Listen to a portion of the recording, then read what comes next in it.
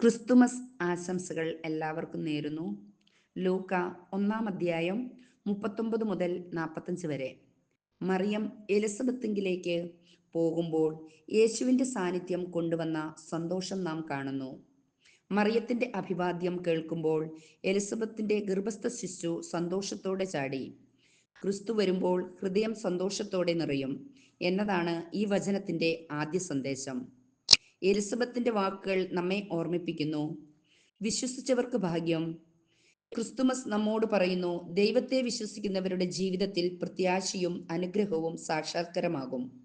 മറിയത്തിന്റെ സന്ദർശനം നമ്മെ പഠിപ്പിക്കുന്നത് ക്രിസ്തുമസ് സ്നേഹവും പ്രോത്സാഹനവും പങ്കുവയ്ക്കുന്ന ഓരോ യാത്ര ആണെന്നതാണ്. നമ്മുടെ സാന്നിധ്യം മറ്റൊരാളുടെ ഹൃദയത്തിൽ പ്രകാശമാകട്ടെ. ഈ ക്രിസ്തുമസ് ക്രിസ്തുവിൻ്റെ സന്തോഷം, വിശ്വാസം, സമാധാനം എല്ലാ വീടുകളിലും നിറയട്ടെ. സ്നേഹപൂർവ്വമുള്ള ക്രിസ്തുമസ് ആശംസകൾ.